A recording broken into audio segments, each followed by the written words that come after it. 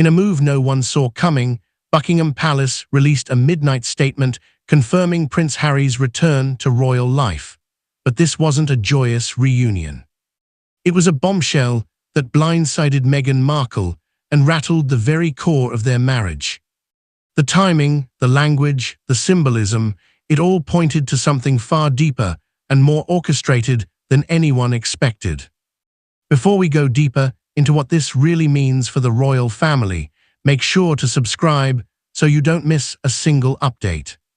It was just past midnight in London when the official royal crest appeared across the palace's digital channels. The words were brief, formally distant, yet drenched in implication.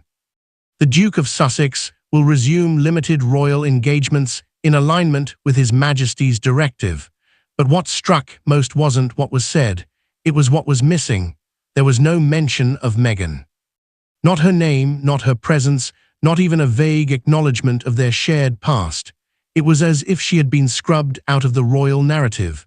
The silence was deafening. Within minutes, UK media outlets seized on the omission. Was this a clerical error or a deliberate exclusion meant to signal something far more calculated? Analysts began dissecting the language. Phrases like His Majesty's directive and limited engagements weren't casual choices. They were pointed, intentional. This wasn't Harry sneaking back into the royal fold quietly. This was a decision endorsed, stamped, and timed for maximum impact. The announcement's release wasn't random either. It came on the eve of a high-profile charity gala honoring the late Queen, a symbolic date packed with sentiment and visibility. Was this the monarchy's way of reclaiming a lost son in the spotlight of legacy, or was it their strategic move to publicly reframe Harry? Not as the rebel prince who walked away, but as a man who returned home alone. Meanwhile, across the Atlantic, American media caught fire with their own narratives. A source close to the Sussexes reportedly claimed Meghan was visibly shaken when she read the statement. She hadn't been warned. There was no joint decision, no unified front. For a couple that had prided themselves on transparency and shared agency, this was a rupture. Social media exploded. Harry returns began trending worldwide. Commentators speculated about clandestine meetings with palace officials, secret reconciliations with Charles or William, and long-buried plans being pulled off the shelf and reactivated. One royal insider whispered that not even senior members of the firm had been fully briefed, but others weren't so sure. You don't drop a statement like that without the family's fingerprints all over it. The deeper question loomed like a shadow. Had this been in motion all along? Was Harry ever truly gone? Or had the palace just been waiting for the right moment to pull him back in? But to understand how this explosive return unfolded, we must go back to the whispered conversations, the hidden tensions, and the fractured loyalties that made this moment inevitable. Behind the fairy tale facade, Harry and Meghan's exit from royal life wasn't a clean break.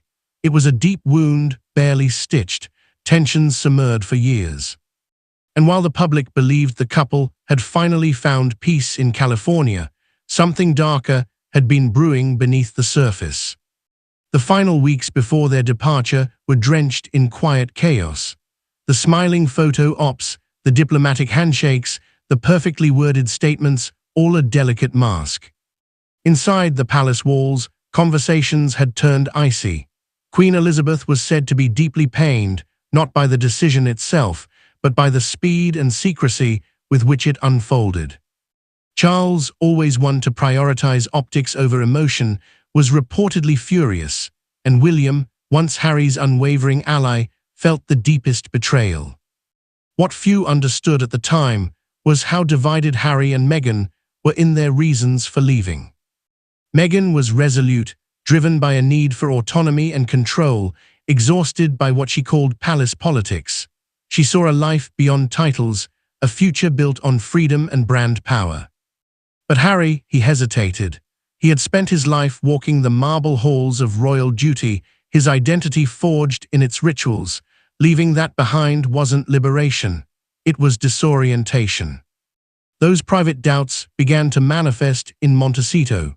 The physical distance from the crown brought emotional weight Harry hadn't anticipated. He missed the structure, the purpose, the familiarity of a life, however painful it once was.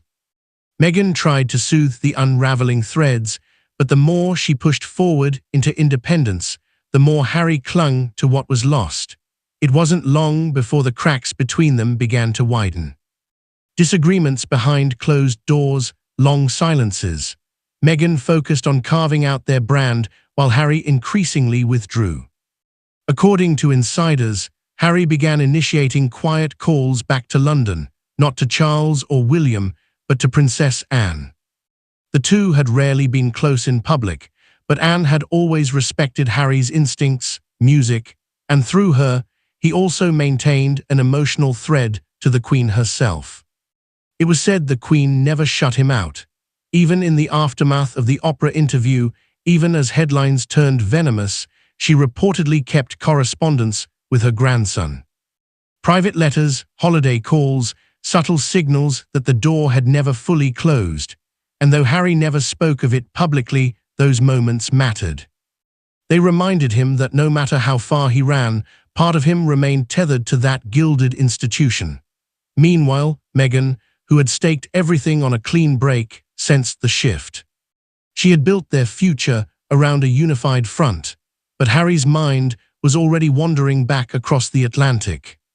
The rift that began between the couple and the crown had now found a quieter, more dangerous home between Harry and Meghan themselves.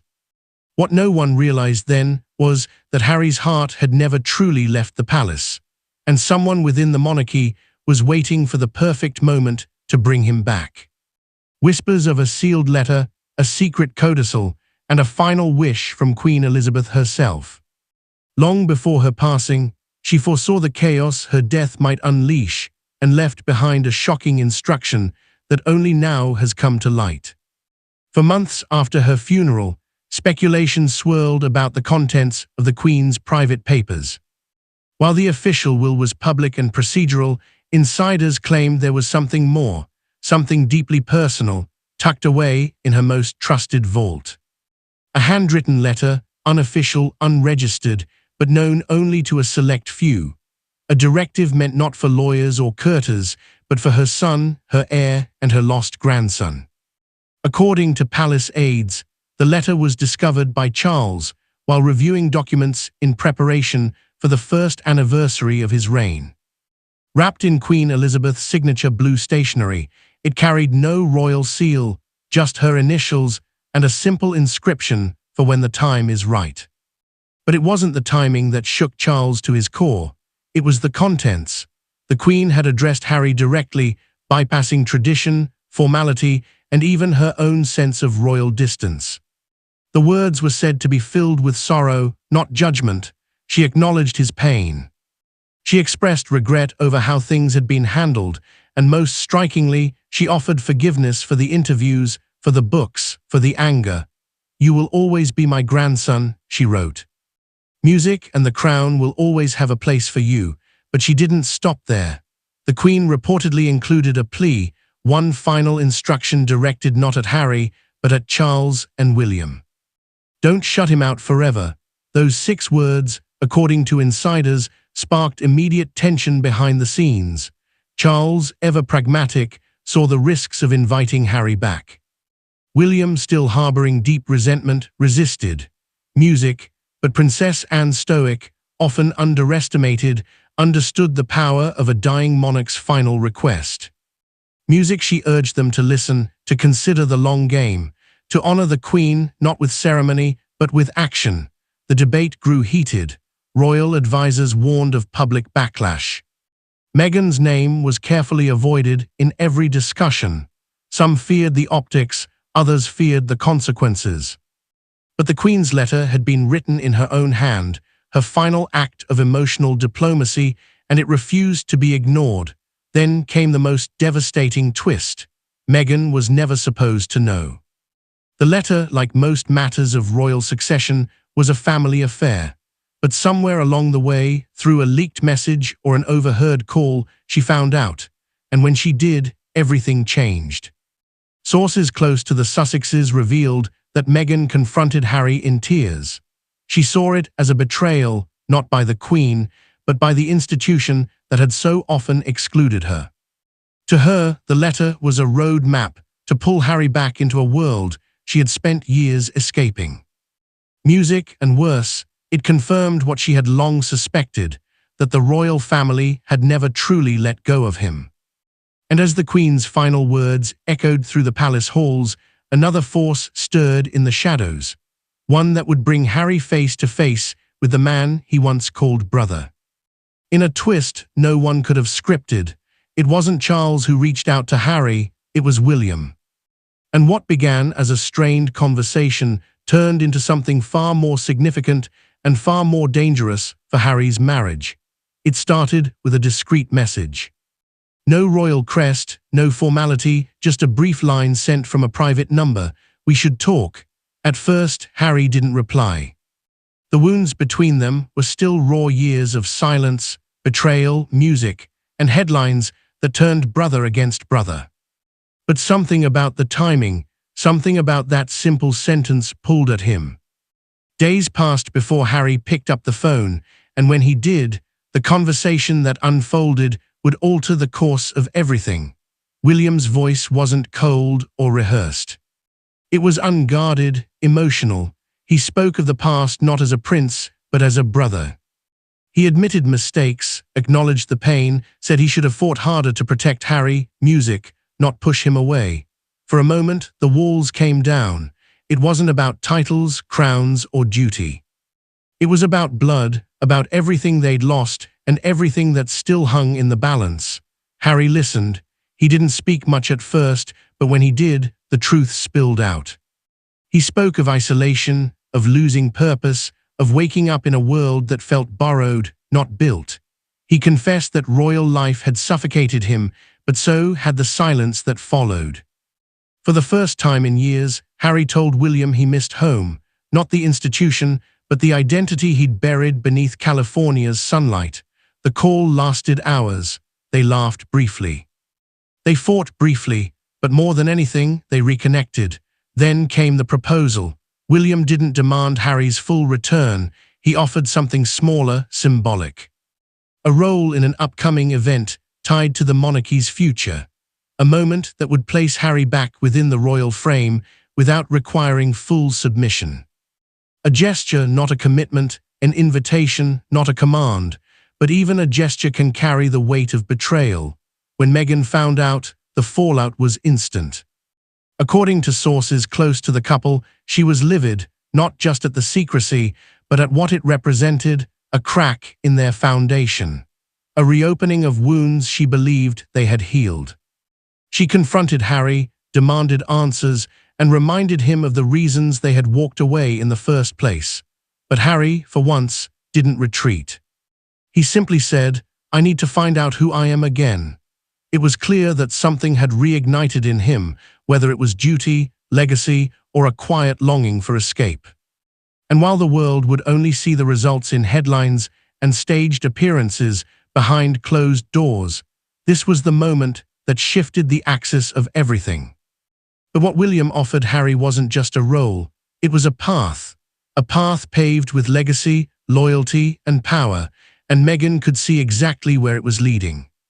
As Harry moved closer to the palace, Meghan's world began to unravel. Accusations flew, ultimatums were issued. And behind Montecito's guarded walls, a marital war broke out that no PR firm could conceal.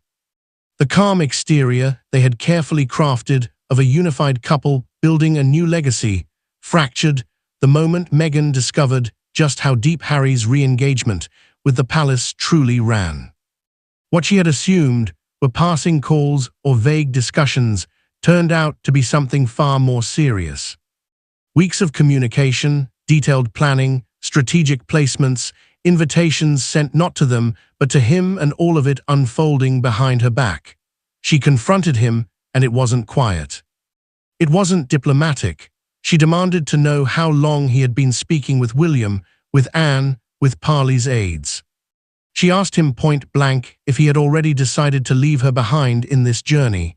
Harry, stunned but resolute, told her the truth. He needed this. He wasn't being forced. He was being called, not just by his family, but by a part of himself that had been buried under resentment and regret. To Meghan, it felt like betrayal. The royal family wasn't just a chapter from their past. It was the battlefield where she had endured humiliation, scrutiny, and isolation. Now they were pulling Harry back, not with compassion, but with a carefully wielded tool of control, guilt, legacy, blood. All the things she had tried to shield him from, they were now using to rebind him. Music, she accused them of manipulating him, of dangling titles and unfinished duty like a crown-shaped carrot. But what hurt her most wasn't the palace. It was Harry. His silence, his secrecy, his willingness to entertain a future that no longer included her vision. She broke down, not in front of cameras or in curated interviews, but behind closed doors where no lens could sanitize the pain. She cried not just for the man she feared she was losing, but for the fight they had once waged together. The speeches, music, the documentaries, the bold exit. Was it all about to be undone? Harry tried to reassure her. He spoke of purpose, of music identity, of feeling adrift in a life that, while free, felt strangely hollow. He wasn't abandoning her. He was searching for a missing piece of himself, but Meghan couldn't accept that, not when it meant returning to the very place that had once nearly broken them both. She reminded him of what they had built, of their brand, their mission, their children's future far from royal protocol. Still, Meghan knew what was coming. Music, and so, quietly and deliberately, she began reaching out to advisors, to lawyers, to trusted voices from the past who could help her understand where this was headed. She wasn't preparing for a PR campaign. She was preparing for a contingency plan.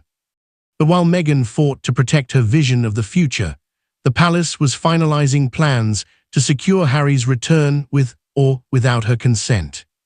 Royal sources confirm the existence of Operation Phoenix, a confidential strategy to reintegrate Prince Harry into the monarchy under tightly controlled conditions. Music, but the deeper you dig, the more it resembles a coup against Meghan. The name wasn't meant to be public. It was a code name used within palace walls, buried deep in internal memos and confidential discussions between senior royals. Operation Phoenix, a symbolic title invoking rebirth, return, and strategic resurrection. But it wasn't about reviving the royal brand. It was about reclaiming what the crown believed had been lost, Prince Harry, and more importantly, separating him from the woman they viewed as the root of that loss. According to leaked briefings, the strategy wasn't born overnight. It had been discussed quietly in corners of the palace for over a year. Spearheaded by Princess Anne, with direct input from William and key aides, the plan mapped out a slow, deliberate reintegration of Harry, one that bypassed controversy and neutralized resistance. Charles, ever the tactician, did not publicly endorse the scheme, but sources say he gave a subtle, unmistakable nod, a green light, music cloaked in silence. The first phase involved shaping public sentiment. Music select journalists were briefed off the record. Editorial tones subtly shifted. No longer was Harry painted as the rogue prince who betrayed his birthright.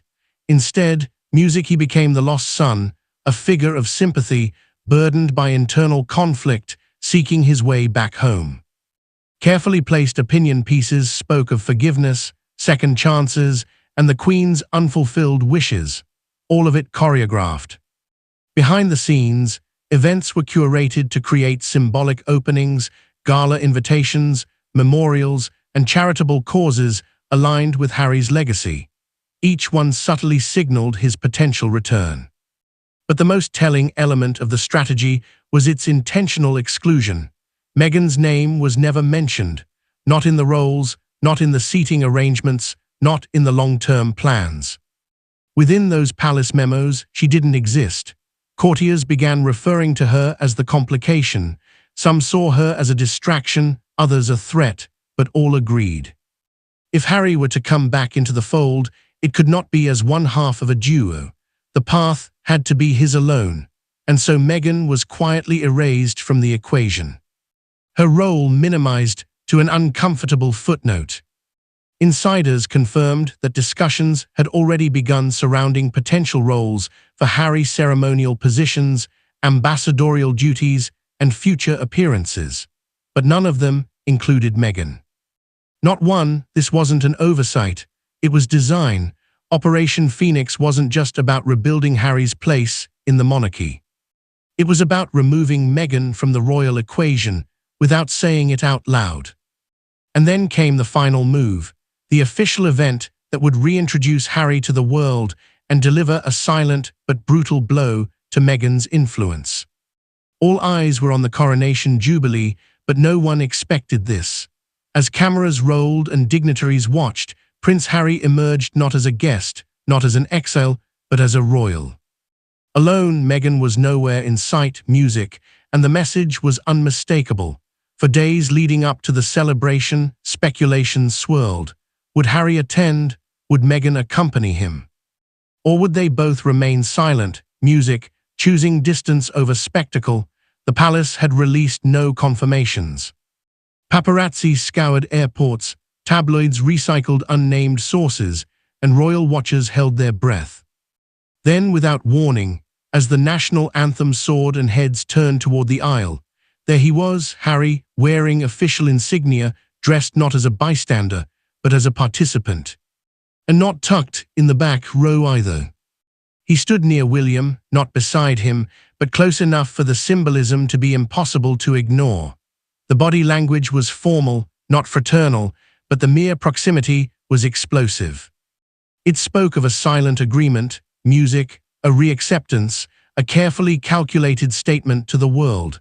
The prodigal prince had returned, and this time he was standing alone. The absence of Meghan was louder than any speech. There was no press release to explain it, no carefully crafted statement about scheduling conflicts or private commitments. She simply wasn't there. And in the void left by her absence, the media did what it does best, it speculated. Music, was it a decision, a punishment, a surrender? Reactions poured in instantly. Some viewers erupted in cheers, calling Harry's presence a sign of healing, a bridge finally rebuilt. Others gasped, stunned by what they perceived as a betrayal. Online forums split. Commentators debated symbolism, music protocol, and subtext, but one thing was clear: this moment had been planned. The choreography was too precise, the optics too strategic to be spontaneous. Music, this wasn't just Harry showing up. This was the monarchy unveiling him, recast, reframed, and repositioned. According to royal insiders, the decision for Harry to appear solo had been finalized weeks earlier.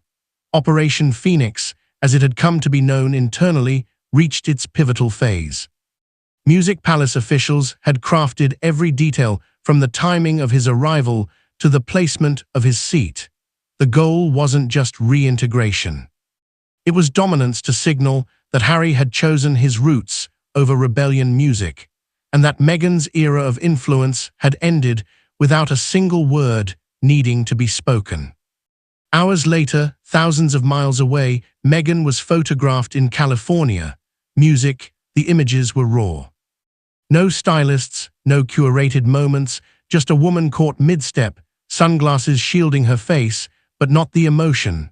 Sources claimed she had been blindsided. That Harry's final decision to attend alone had been made days before, but not communicated until it was too late to object. If that's true, then what happened at the coronation jubilee wasn't just a royal reunion. It was a strategic separation, music, executed with clinical precision. And just when the world thought it had seen the final act, the palace issued one more statement, one that would rewrite the future of the monarchy and possibly music Harry's marriage. The palace's closing statement didn't just confirm Harry's return. It shattered illusions, coded words, veiled messages, music, and a chilling absence of Meghan's name spoke louder than any tabloid headline. The monarchy had made its choice. Music, the statement arrived with no build-up, no press conference, and no explanation, just a polished document stamped with the royal seal and posted across the monarchy's official channels. At first glance, it appeared ceremonial, but the language, it was surgical. It began by thanking the public for their support during the coronation jubilee, and extended appreciation to all working members of the royal family who continue to uphold the traditions and responsibilities of the crown. And then buried in the middle, a single line that ignited a global frenzy. Music, the Duke of Sussex, will resume limited engagements in a manner consistent with his independent standing within the royal household. There was no mention of Meghan, no hyphenated titles, no acknowledgement of her involvement or her past work. For a couple once branded as inseparable, the omission was thunderous. The palace didn't just welcome Harry back, they rewrote his role as entirely his own. Solo commitments, music independent standing, words chosen with the precision of a scalpel cutting cleanly between Harry and the life he had built with Meghan. But it was the final sentence that struck deepest: a son reclaimed, a future restored. 6 words, and an entire narrative was flipped on its head. To the public, it read like a triumph, a lost prince returning to fulfill his destiny, but to Meghan, it read like erasure. Her name, her sacrifices, her role in his evolution, all vanished with the stroke of a pen. Sources close to her say she was blindsided, stunned into silence. Not because Harry's involvement surprised her, but because of how it was framed. This wasn't a shared decision, it wasn't a compromise, it was a declaration. She hadn't been consulted. She hadn't been acknowledged, and now the world was being told that the Harry who stood beside her for the last 5 years was somehow incomplete, his true self only restored in her absence. Behind palace walls, insiders whispered that this was always the plan. Operation Phoenix was never about the Sussexes, it was about the son, the heir's brother, the Queen's grandson. And with each public step, the palace had maneuvered to reclaim him, not just from exile, but from the life he chose. Music, public reaction fractured in real time. Some called it redemption, a healing of royal wounds, long festering. Others saw betrayal. A man who had once stood before the world and said, "We had no choice," now seemed to have walked willingly back into the very system he once condemned. Social media burned with opposing hashtags. Interviews were requested, op-eds flooded the press, but through it all, the palace remained silent, cold, composed, and resolute. And yet music, beneath the official words lies an unspoken war, a battle far from over. Music, one that may leave even deeper scars as the crown reclaims its wayward prince. With Harry back in the royal spotlight and Meghan isolated in California, one question haunts everyone. Can their marriage survive this seismic shift, or has the crown reclaimed more than just a son? It's torn apart a family. In the aftermath of the palace's final statement, the silence between Harry and Meghan has been louder than ever. Rumors have begun to swirl, unrelenting and dangerous. Music, some suggest a legal separation, is already underway, while others whisper of a carefully managed long-distance arrangement designed to preserve appearances. But in either scenario, one truth is unavoidable. The fairy tale has cracked, and now it's the fallout the world is watching with breathless anticipation. Meghan's inner circle, once confident and vocal, has reportedly gone quiet.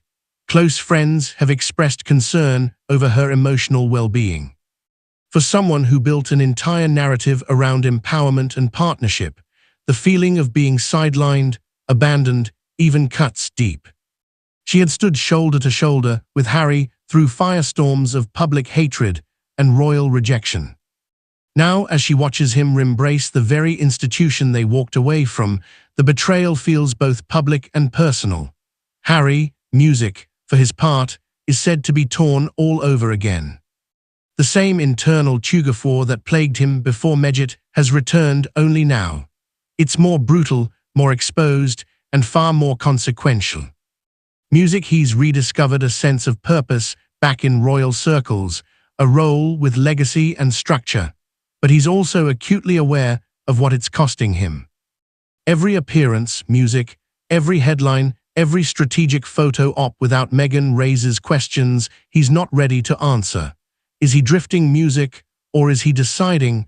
The palace has offered no clarity. Music, not a single comment has been made regarding Meghan's future involvement or absence from upcoming royal events. It's as if they've chosen to turn the page entirely, allowing the public to come to their own conclusions, while the Crown maintains plausible deniability. A quiet strategy, yes, but a deadly one for a marriage already on the brink. Online, the division is fierce. Hashtags like #Team Harry and #Team Meghan battle for dominance, with supporters on both sides crafting dueling narratives. Music, some praise Harry for reclaiming his birthright and choosing tradition. Others condemn him for abandoning the woman who stood beside him when the world turned its music back. The digital battlefield mirrors the one unfolding behind palace gates. No winner, no truce, only escalation. All eyes now turn toward the calendar. Several high-profile royal events loom in the coming months. Will Meghan attend? Will she be invited? Or will she remain across the ocean, watching from a distance as her husband walks further into a world that once rejected them both? The speculation is only intensifying, and with each passing day, the narrative becomes less about reconciliation and more about survival.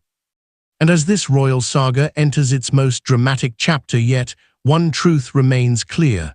The monarchy plays the long game, and in that game, no move is ever truly final. Thanks for watching. Don't forget to like and subscribe, and we will see you in the next episode.